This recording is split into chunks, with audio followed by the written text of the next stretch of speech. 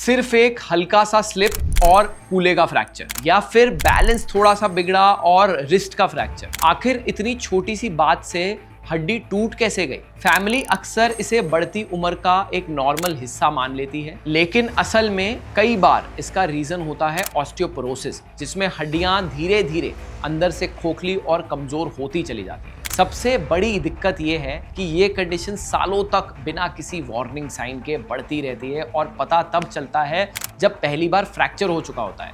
इसलिए इसको silent epidemic या साइलेंट किलर भी बोलते हैं। इसीलिए ऑस्टियोपोरोसिस को समझना और इसे वक्त पर आइडेंटिफाई करना बहुत ही जरूरी है, ताकि फ्यूचर में होने वाले सीरियस फ्रैक्चर्स के रिस्क को प्रिवेंट किया जा सके और कम किया जा सके। हम इन फ्रैक्चर्स को प्रिवेंटेबल फ्रैक्चर्स बोलते हैं, क्योंकि अगर ऑस्टियोपोरोसिस सही टाइम पे आइडेंटिफाई किया जाए और ट्रीट किया जाए तो ये फ्रैक्चर्स एक्चुअली में बचाए जा सकते हैं। नमस्ते, मेरा नाम डॉक्टर पुलक वातस्या है। मैं एक रोबोटिक जॉइंट रिप्लेसमेंट और स्पोर्ट्स ऑर्थोपेडिक सर्जन हूं।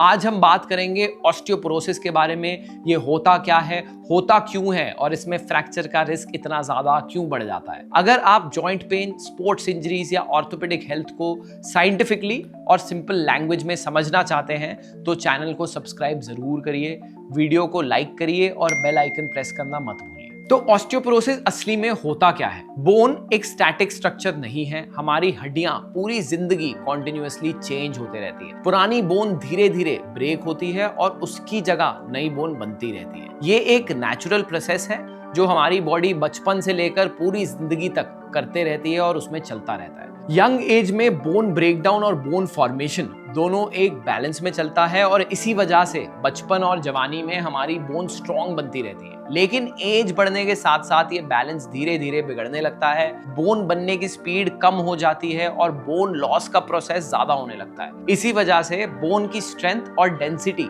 ग्रेजुअली कम होने लगती है और हड्डियां अंदर से कमजोर होने लगती है। इस कंडीशन को ऑस्टियोपोरोसिस कहते हैं। सिंपल शब्दों में समझें तो ऑस्टियोपोरोसिस में बोन बाहर से नॉर्मल दिखती है, लेकिन अंदर से उसकी स्ट्रेंथ कम हो चुकी होती है और वो खोखली हो गई होती है। सबसे बड़ी प्रॉब्लम ये है कि ऑस्टियोपोरोसिस अक्सर बिना किसी पेन या सिम्टम के डेवलप होते चले जाती है। पेशेंट्स को अपनी हड्डियों की स्ट्रेंथ कम होने का पता तब तक नहीं चलता जब तक कोई फ्रैक्चर ना हो जाए, वो भी सिंपल फॉल से। इसी वजह से ऑस्टियोपोरोसिस को साइलेंट डिजीज बोला जाता है। एक और इंपॉर्टेंट चीज जो हमें आइडेंटिफाई करनी चाहिए वो है कि किस उम्र में और किस पेशेंट को ज्यादा रिस्क होता है। लेडीज में खासकर मीनोपॉज के बाद बोन लॉस का रिस्क काफी तेजी से बढ़ जाता है। इसका एक बड़ा रीजन है ईस्ट्रोजन हार्मोन, जो बोन डेंसिटी मेंटेन करने में इंपॉर्टेंट रोल प्ले करता है, उसका कम हो जाना। मीनोपॉज के बाद ईस्ट्रोजन लेवल कम होने की वजह से बोन लॉस का प्रोसेस फास्ट हो जाता है। लेकिन इसका मतलब ये बिल्कुल भी नहीं है कि मेन सेफ है। एज बढ़ने के साथ मेन में भी बोन डेंसिटी कम होती है,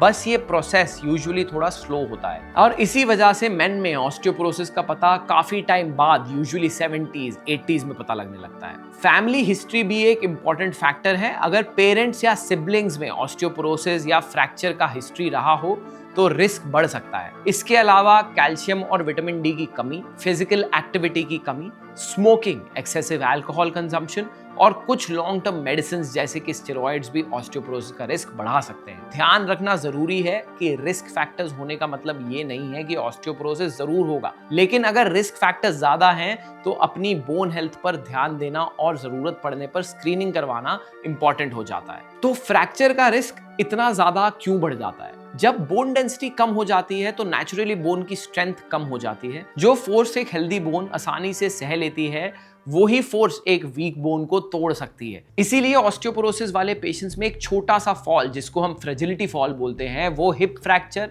स्पाइन फ्रैक्चर या रिस्ट फ्रैक्चर का रीजन बन सकती है। हिप फ्रैक्चर्स एल्डरली पेशेंट्स में खास तौर पर सीरियस होते हैं, क्योंकि इसमें सर्जरी, लंबा बेड रेस्ट और मोबिलिटी लॉस का रिस्क होता है। कई बार फ्रैक्चर्स के बाद पेशेंट्स का कॉन्फिडेंस भी कम हो जाता है, चलने का डर बढ़ जाता है और डेली एक्टिविटीज करना मुश्किल हो जाता है। प्रोलॉन्ग्ड बेड रेस्ट का इफेक्ट सिर्फ बोन तक लिमिटेड नहीं रहता, इससे मसल्स वीक हो सकती हैं और ओवरऑल हेल्थ पर भी इंपैक्ट पड़ सकता है। हिप फ्रैक्चर के ऑलमोस्ट 15 to 20% एल्डरली पेशेंट्स उस सर्जरी को और उस फ्रैक्चर को सर्वाइव नहीं करते। इसको हम आजकल के जमाने में हिप अटैक, जैसे कि हार्ट अटैक होता है, वो बोलते हैं। स्पाइन में भी ऑस्टियोपोरोसिस की वजह से साइलेंट फ्रैक्चर्स हो सकते हैं। कई बार पेशेंट्स को उसको पता भी नहीं चलता कि फ्रैक्चर हुआ है। धीरे धीरे वर्टिब्रा की हाइट कम होने लगती है, बैक में कर्व आना या पोस्चर चेंज होना इसके अर्ली साइंस हो सकते हैं। तो क्या ऑस्टियोपोरोसिस को प्रिवेंट किया जा सकता है और क्या इसे मैनेज किया जा सकता है? अच्छी बात यह है कि ऑस्टियोपोरोसिस को अर्ली स्टेज में आइडेंटिफाई करके मैनेज किया जा सकता है। बोन डेंसिटी चेक करने के लिए डेक्सा स्कैन किया जाता है, जिससे पता लगता है कि बोन्स कितनी स्ट्रॉन्ग हैं। स्पेशली 50 साल के बाद और पोस्ट मेनोपॉजल विमेन में डॉक्टर की एडवाइस के हिसाब से बोन हेल्थ इवैल्यूएशन करवाना यूजफुल हो सकता है। डेक्सा स्कैन में फ्रैक्स और ट्रबैकुलर बोन इंडेक्स, ये दोनों चीजें बहुत हेल्पफुल मार्कर्स होते हैं of risk of fracture in the future. Calcium और विटामिन डी की सही मात्रा बहुत जरूरी है, लेकिन सिर्फ सप्लीमेंट्स लेना ही काफी नहीं होता। Weight bearing, low intensity exercises जैसे वॉकिंग, लाइट स्ट्रेंथ ट्रेनिंग और बैलेंस इंप्रूव करने वाली एक्टिविटीज बोन्स को स्ट्रॉन्ग रखने में हेल्प करती हैं और फॉल प्रिवेंट करती हैं। एक्सरसाइज का मतलब हैवी जिम करना नहीं होता। अपनी एज और हेल्थ कंडीशन के हिसाब से रेगुलर फिजिकल एक्टिविटी मेंटेन करना बहुत इंपॉर्टेंट है। स्मोकिंग और एक्सेसिव अल्कोहल अवॉइड करना भी बोन हेल्थ के लिए जरूरी है। अगर बोन डेंसिटी काफी कम है तो डॉक्टर कुछ मेडिसिन सजेस्ट कर सकते हैं जो बोन लॉस को स्लो करना या बोन स्ट्रेंथ को इंप्रूव करने में हेल्प करती है। ये मेडिसिन इंजेक्शन टेरिपेराटाइड या इंजेक्शन डेनिजुमैब या इंजेक्शन जोलेड्रोनिक एसिड ऐसे फॉर्म्स में आता है। घर में फॉल प्रिवेंशन भी इक्वली इंपॉर्टेंट है। Proper lighting, non slip flooring, bathroom में ग्रैब बार और क्लटर फ्री वॉकिंग स्पेसेस से गिरने का रिस्क कम किया जा सकता है। एट स्टेप अप जॉइंट्स हम अपने सारे एल्डरली पेशेंट्स को एंटी फॉल ट्रेनिंग कराते हैं, क्योंकि anti fall is a very big way that we can prevent these fractures. लोगों को ऑस्टियोपोरोसिस से रिलेटेड कुछ कॉमन गलतफहमियां भी होती हैं। एक कॉमन गलतफहमी ये है कि सिर्फ कैल्शियम टैबलेट लेने से बोन स्ट्रांग हो जाएंगी। रियलिटी ये है कि कैल्शियम तभी प्रॉपरली यूज हो पाता है जब विटामिन डी एडिक्वेट हो और बॉडी में रेगुलर फिजिकल एक्टिविटी भी हो। दूसरी गलतफहमी ये है कि ऑस्टियोपोरोसिस सिर्फ विमेन की प्रॉब्लम, लेकिन जैसा हमने डिस्कस किया मेन में भी ऑस्टियोपोरोसिस हो सकता है, बस अक्सर इसका पता थोड़ा लेट एजेस में चलता है। और तीसरी गलतफहमी ये है कि अगर पेन नहीं हो रहा तो बोन हेल्थ बिल्कुल ठीक है, जबकि ऑस्टियोपोरोसिस की सबसे बड़ी खासियत ही ये है कि ये अक्सर बिना सिम्टम्स के डेवलप होता है। इसलिए ऑस्टियोपोरोसिस को सिर्फ एज रिलेटेड प्रॉब्लम समझकर इग्नोर नहीं करना चाहिए। सही इंफॉर्मेशन और टाइम पर स्क्रीनिंग से फ्यूचर में होने वाले सीरियस फ्रैक्चर्स का रिस्क कम किया जा सकता है। इसीलिए मैं गवर्नमेंट को भी अर्ज करूंगा कि प्रॉपर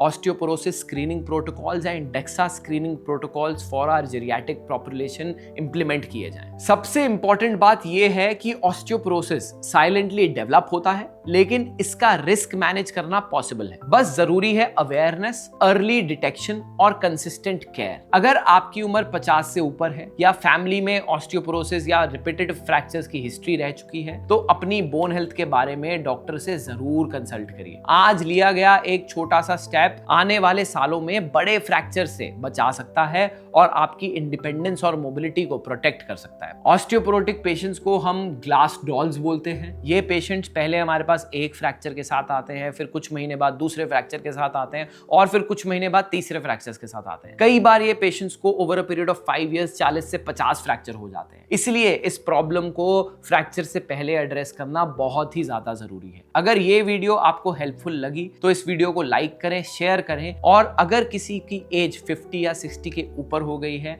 और उनको मेनोपॉज भी हो गया है तो उनसे वीडियो जरूर शेयर करें। ऑस्टियोपोरोसिस का पहला प्रिवेंशन इज अवेयरनेस। अगर आपके ऑस्टियोपोरोसिस या उसके ट्रीटमेंट से रिलेटेड या उसके प्रिवेंशन से रिलेटेड कोई भी सवाल हो तो कमेंट्स में लिखें, मैं जरूर रिप्लाई करूंगा।